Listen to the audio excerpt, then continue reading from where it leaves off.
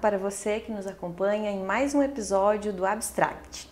Hoje nós estamos aqui com a Larissa Henkemeyer Weber de Mello, representante da Associação Brasileira dos Captadores de Recursos, a ABCR, e vamos ter uma conversa sobre o terceiro setor e as oportunidades que nós temos, que é um tema atual, relevante e de grande importância para quem busca transformar a realidade e as comunidades.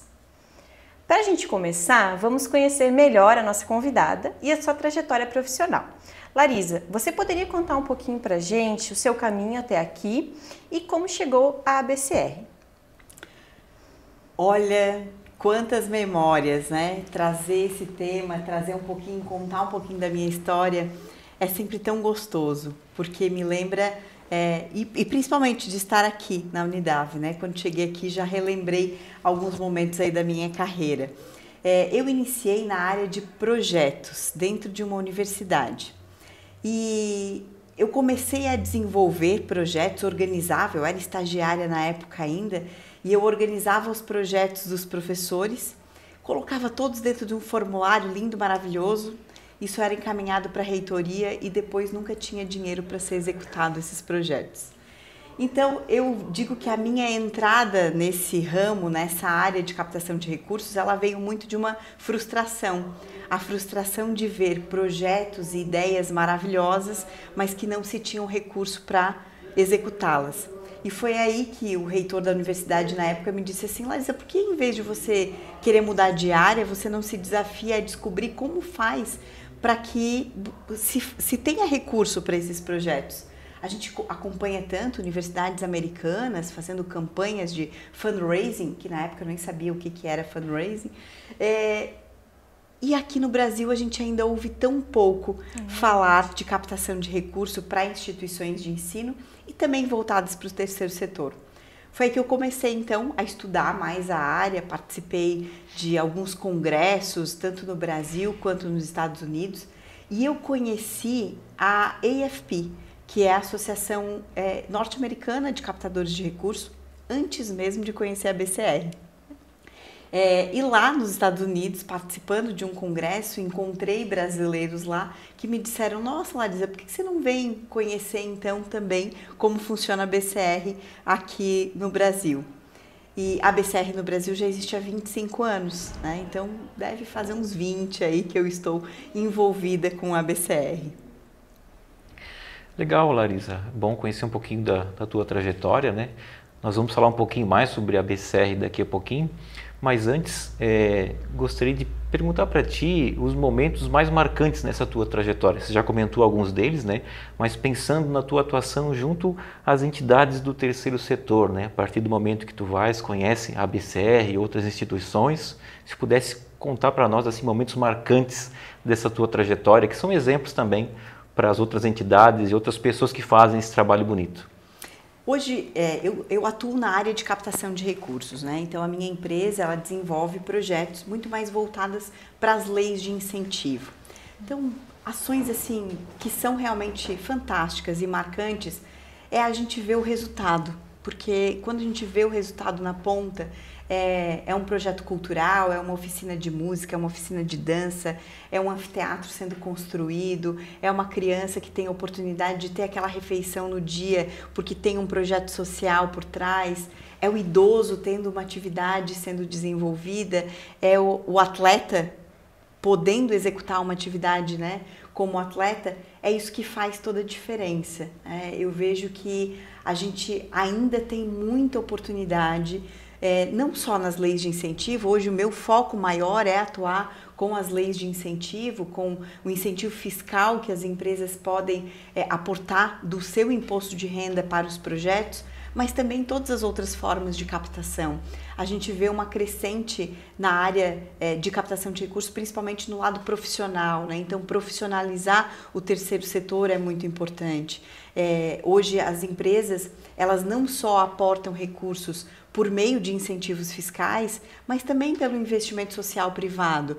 Então, as empresas, seja ela pelo ESG ou porque estão atreladas a alguma das metas voltadas aos objetivos das ODS, né? Mas elas buscam também bons projetos e se inserir no mercado, se inserir socialmente. Então, bons projetos sempre são bem vistos, né? E ver eles acontecendo é que faz toda a diferença, né? A gente tem desde projetos voltados a casas-lares, de abrigos de crianças, né? Desde a grandes formações e também festivais, né? Porque a Lei de Incentivo à Cultura está aí para promover também festivais. Então, a execução, ver o projeto acontecendo. Eu não consigo hoje acompanhar todos os que eu executo, né, no dia do evento acontecendo, né? Eu tenho hoje projetos desde o interior do Pernambuco, São Paulo, Paraná, Santa Catarina, Rio Grande do Sul, mas sempre que eu consigo circular entre eles, é muito gratificante estar no dia da atividade, do dia do evento acontecendo. Legal. Larissa, a gente sabe também que trabalhar com o terceiro setor exige habilidades muito específicas, né? Para ti, quais são as principais competências que quem trabalha, quem atua nessa área precisa ter? Uma delas, principalmente, é organização e resiliência. Eu digo que organização, por quê? Porque quando a gente olha para uma instituição, quando a gente avalia a instituição, a gente começa do básico dela. Você já tem CNPJ? O que você tem dentro do seu CNPJ? Quais são as quinais? Como que é o seu estatuto? Como que essa entidade ela se relaciona com todo o mercado? E tudo isso precisa ser muito documentado, né? Então, eu digo que esse processo de organização de uma entidade, até para ela saber para onde ela vai buscar recurso, porque fontes de recursos são inúmeras, né? Eu citei aqui algumas já: incentivo fiscal, recurso próprio, investimento social privado. Existem as fontes internacionais de captação de recursos que também estão disponíveis, mas você precisa ter uma organização básica, né, dentro da sua instituição para que isso possa efetivamente surtir efeito, né? E mais, resiliência. Por quê? Muitas vezes, quando a gente conversa com alguém voltado ao terceiro setor, a gente entende que aquilo acaba sendo um sonho pessoal e eu quero o meu projeto daquele jeitinho. Mas quando a gente olha para uma fonte de fomento, às vezes a gente precisa enxergar e a gente precisa olhar qual é o objetivo principal. É eu prover um ensino de qualidade para aquela criança, para aquele adolescente, eu proporcionar uma aula de música, mas se eu adaptar o meu projeto um pouco, será que também não é possível eu desenvolver essa atividade? Então eu vejo que muitas organizações do terceiro setor ainda estão muito fechadas a esse processo de trabalhar em conjunto. Trabalhar em conjunto, que eu digo, com o patrocinador, porque o patrocinador muitas vezes ele também quer se fazer presente naquele momento. Então essa adaptabilidade, essa resiliência de olhar para todos os pontos é que é muito importante nesse processo. Bem legal, Larissa. E só complementando, nós temos a incubadora social, aqui o GTEC Social da Unidade. Nós trabalhamos também contribuindo, ajudando as entidades a captar recursos. Somos jovens ainda, temos poucos anos de atuação, mas nós enfrentamos também alguns desafios junto a estas entidades e, claro, cada uma tem as suas necessidades específicas, né? Nenhum projeto, nenhuma entidade vai ser igual a outra. Se tu pudesse só complementar, você já comentou alguns desafios, né? Mas os principais desafios que você enfrentou ao longo dos anos, tentando conectar essas entidades com quem financia através de recursos, né? Até para a gente conseguir fazer um alinhamento com o que nós vivemos aqui também na nossa região. Eu vejo que um dos pontos principais e fundamentais em todo esse processo é o planejamento. Porque a gente percebe que muitas organizações, elas começam a estruturar um projeto a partir do momento que elas viram um edital aberto. Então, o edital, normalmente, ele tem um prazo. E ele acontece, se a gente observar, né, eu atuo nessa área há 22 anos. Então, se a gente observar os editais das empresas, normalmente eles abrem e fecham nos mesmos períodos, há 20 anos. Então, assim, se eu ainda não tenho nenhuma ideia constituída, eu querer constituir essa ideia para um edital que fecha a semana que vem é muito desafiador. Com certeza, alguma ponta vai ficar desconexa. Então, quando a gente fala de planejamento, de organização das necessidades que uma entidade tem, é muito importante olhar para o processo de planejamento dessa captação de recursos. E eu não depender única e exclusivamente de uma fonte. Por quê? Porque a gente sabe que muda governo, acontece algo diferente na economia, isso impacta nos patrocínios, nas doações, no apoio financeiro. A gente percebeu isso no ano passado em relação, por exemplo, ao que aconteceu com as enchentes do Rio Grande do Sul. Muitas empresas que apoiavam localmente projetos sociais, até mesmo com doação de pessoa física, por causa de uma catástrofe, né? Decidiram apoiar projetos no Rio Grande do Sul. E muitos projetos localmente, né, ficaram desconexos e com falta de recurso também. Então, olhar para uma instituição e primeiro entender qual é a minha missão, o que tá regido lá no meu estatuto, o que dentro desse meu estatuto eu me proponho a fazer. E antes de olhar para quem vai pagar a conta, é olhar realmente para os meus projetos. Então, eu defendo que as instituições, elas primeiro criem os seus projetos, Legal. independente de olhar qual é a fonte que vai pagar esse recurso. Porque, às vezes, eu construindo este projeto, eu vou conseguir enxergar, olha, esse projeto aqui cabe incentivo fiscal, ou da Lei Rouanet, ou do PIC, ou do Fundo da Criança e Adolescência, ou do Fundo do Idoso, mas também pode ser que tenham ações de doações diretas, pode ser que tenham recurso de incentivo fiscal de recursos internacionais, pode ser que esse mesmo projeto ele possa ter doações diretas, pode ser que abra um edital na iniciativa privada e que eu possa acessar esse recurso por meio desse edital, mas se eu simplesmente começo a operar olhando somente para o edital que está aberto, e se eu não conseguir recurso com esse edital? Quer dizer que eu não vou atender o meu projeto, a minha necessidade? Então, esse é um grande desafio de todas as organizações. Olhar para esse planejamento de campanha que a gente fala, né? Às vezes a gente acaba trazendo alguns termos mais técnicos aqui, mas esse planejamento anual, quanto é, e aí é um desafio que eu faço para as próprias organizações, quando eu começo a conversar com elas, né? É de perguntar realmente quanto que você precisa, quanto custa a sua instituição durante um ano. E a partir disso, como que a gente vai operar campanhas específicas de captação de recurso? Eu, particularmente, defendo muito o incentivo fiscal, porque é um recurso onde eu posso trazer o patrocinador para dentro da minha instituição e ele deixa de pagar o imposto de renda e abraça os projetos. Mas como que ele vai fazer isso se ele não conhece também toda a realidade da instituição? A instituição ela precisa demonstrar isso e demonstrar qual é o custo dela anual, como que ela se mantém. É difícil a gente conseguir um patrocinador que entre num projeto sendo exclusivo, porque o próprio patrocinador pensa isso. E se, por algum momento, eu não conseguir mais aportar o recurso, essa instituição vai fechar as portas?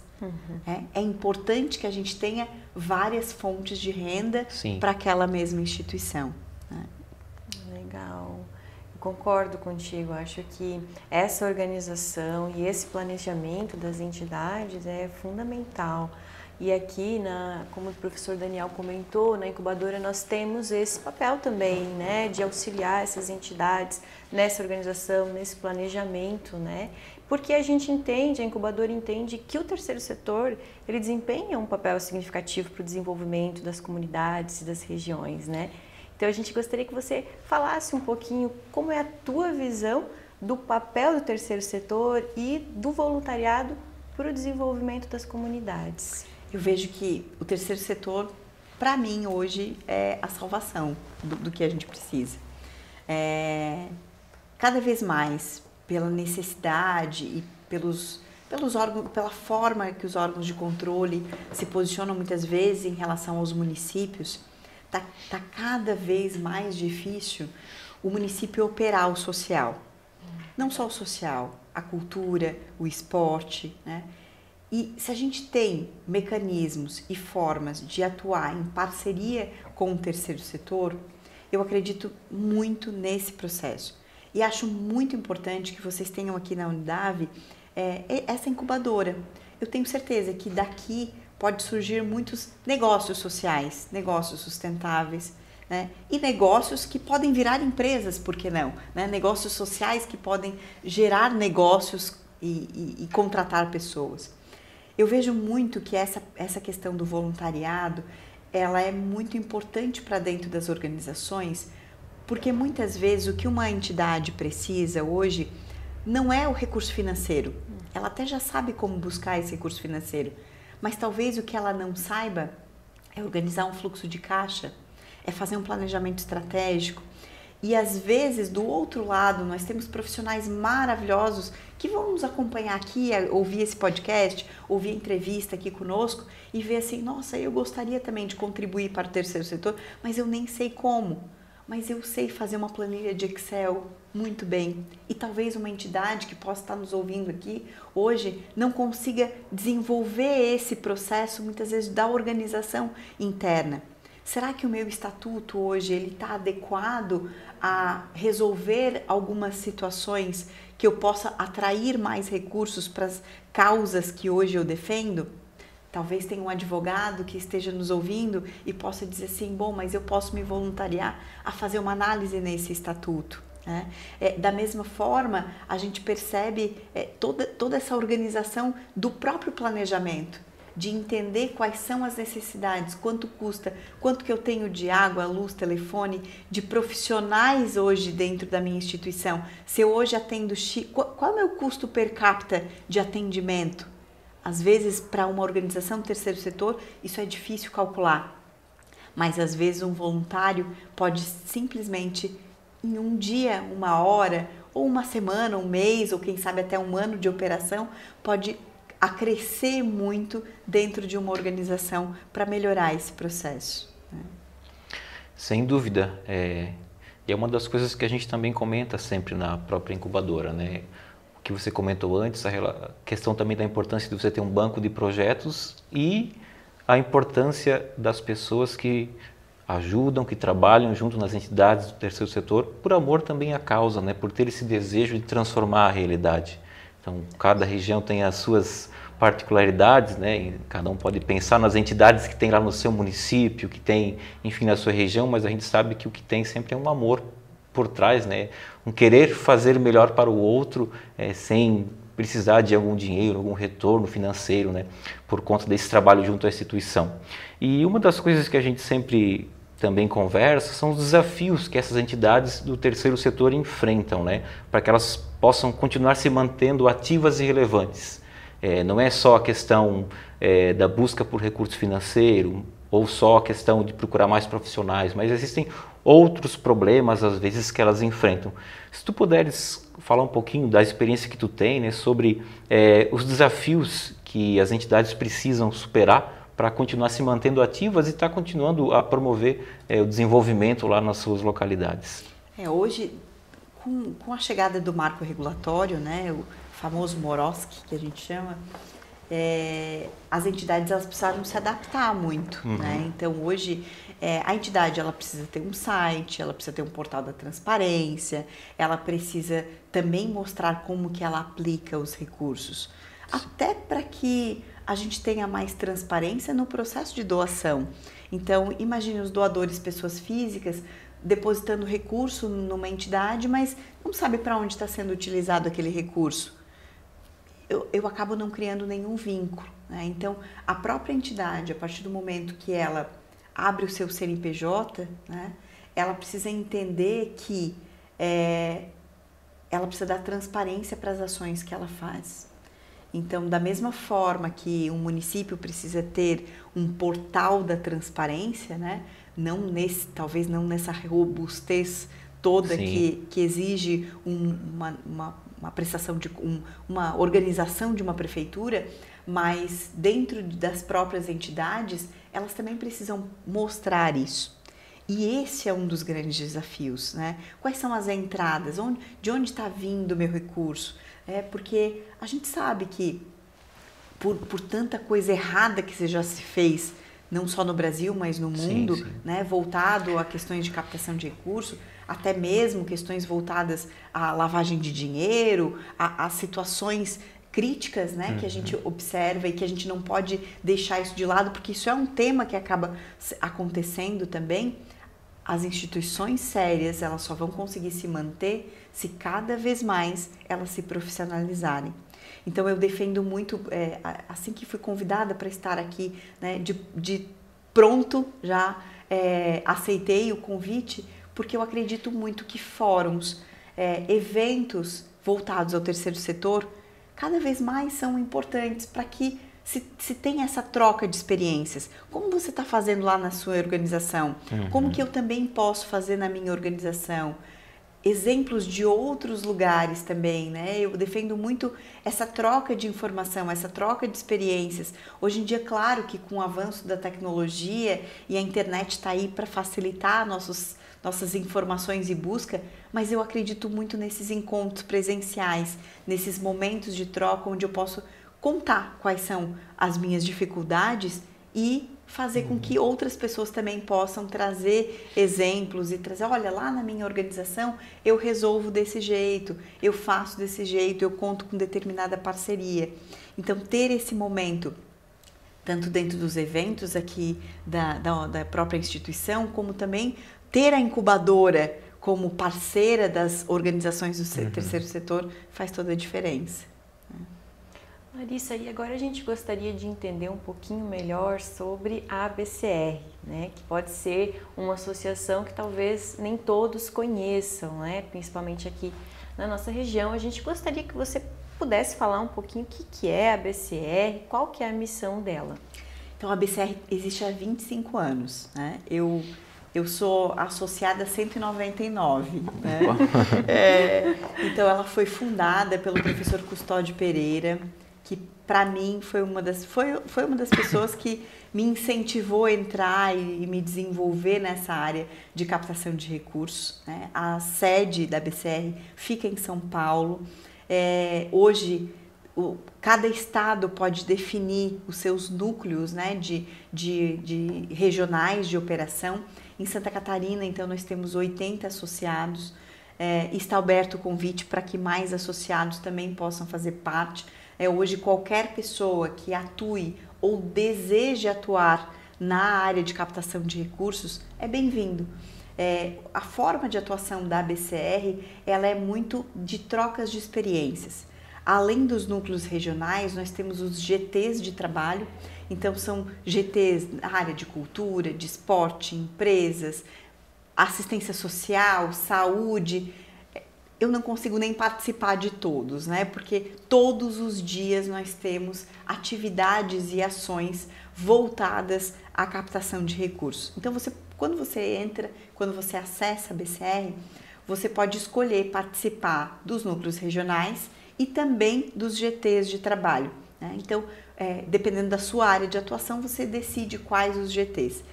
Já no núcleo da BCR em Santa Catarina, nós fizemos um encontro mensal online e eventos esporádicos que a gente se reúne presencialmente. Esse grupo, ele dificilmente passa um dia sem nenhuma informação, né? Por quê? Porque é um grupo de trocas. Olha, gente, está acontecendo tal situação na minha cidade, eu não estou conseguindo saber lidar com tal situação dentro da minha organização. Alguém já viveu com a mesma situação aqui que possa contribuir? Agora a gente está passando por uma situação muito forte dentro dos municípios, que é a construção dos editais chancelados de Fundo da Infância e Adolescência e Fundo do Idoso. Vários municípios não sabem nem por onde começar, né? Então, às vezes tem alguém lá de dentro da associação ou de um município que acessa a associação e a gente disponibiliza os materiais, disponibiliza todo o enxoval que a gente fala, né?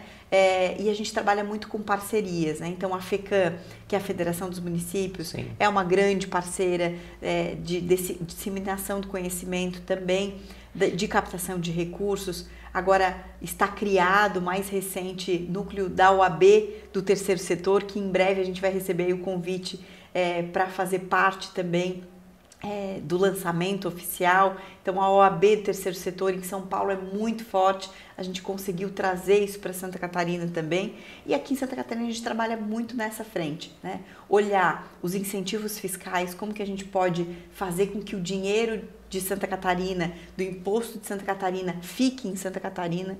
A gente tem uma outra frente, que é a frente de olhar para a questão da nota fiscal catarinense, que ainda está ainda precisa avançar muito nesse processo, ainda está paradinha no governo do estado, mas quem sabe com a ajuda de todos a gente vai conseguir retomar essa pauta, e também olhar para a questão da representatividade, para fazer com que o profissional de captação de recursos ele se qualifique cada vez mais, para que a gente tenha mais profissionais de captação de recursos, né? Hoje, no Brasil, a gente não tem uma formação específica em captação de recursos, mas a gente já tem uma pós-graduação aí de leis de incentivo, que eu estou fazendo, inclusive. Me perguntam, nossa, Laís, você trabalha há tanto tempo nessa área, você está fazendo uma pós-graduação em leis de incentivo? Estou, porque eu acho que conhecimento nunca é demais e a gente precisa estar sempre atualizado, né? A gente teve aí a mais recente aprovada e autorizada Lei de Incentivo à Reciclagem, que é muito nova para todos ainda. Então, os primeiros projetos de Lei de Incentivo à Reciclagem foram publicados esse mês, autorizados esse mês.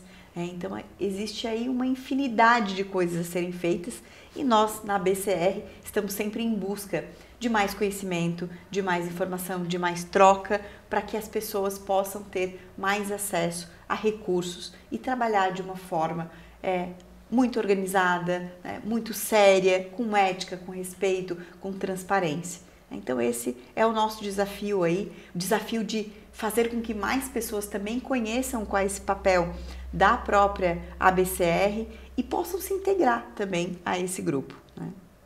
É um baita trabalho, né? É um baita trabalho, uma construção coletiva, né? É verdade. De muita gente, muitas entidades. E só para quem está nos ouvindo, quem está nos assistindo, se eu quiser me associar à BCR ou a minha entidade, tem interesse, qual é o passo a passo que eu devo seguir? Entro em contato, entro no site, Isso. Aí como é que eu devo fazer? Pode acessar diretamente o site da BCR, né? captadores.org.br, acessa o próprio site, faz sua inscrição, ou pode me chamar diretamente também, tem o Instagram da BCR, né? Tem o site da BCR, você acessa, você vai se conectar diretamente com a nossa matriz e lá ela vai passar essas orientações. Existe um custo, né? Hoje o custo da anuidade é R$300, né? Para você ter acesso a essa infinidade, né? de conteúdos e de pautas. Além disso, a gente também organiza um festival anual que acontece em São Paulo, que chama Festival da BCR. Quem é associado tem 50% de desconto, então só aí já é super vantajoso para estar conosco, né? E poder desenvolver cada vez mais a captação de recursos no Brasil. Muito bem, legal. Larisa, para encerrando, né, a nossa conversa de hoje, a gente só gostaria de fazer uma pergunta que eu acho que a maioria das pessoas que estão nos ouvindo, principalmente das entidades, gostariam de escutar, que são as oportunidades que nós temos na captação de recursos no Brasil hoje, né? Se você pudesse explorar algumas dessas opções, até as quais a BCR incentiva, os associados e as entidades, falar um pouquinho dessas oportunidades para as entidades. São inúmeras, mas a gente pode começar olhando para a pessoa física, né? Então, quando a gente fala de pessoa física, a gente fala de incentivo fiscal, a gente fala das próprias leis de incentivo, né? Mas a gente fala também dos editais, das fontes de fomento. Então hoje, se você no próprio site da BCR, você pode procurar lá por editais e oportunidades. Toda semana, todo dia praticamente tem algum edital de alguma empresa aberto, onde esse edital ele pode ser voltado para incentivo fiscal ou não. A gente tem as formas de captação de recursos também por eventos, né? Então, como profissionalizar cada vez mais essa captação de recursos? A gente vê muito o esforço gigantesco de muitas instituições para fazer uma feijoada, para fazer um risoto, para fazer um evento, um jantar, e depois esses dados se perdem.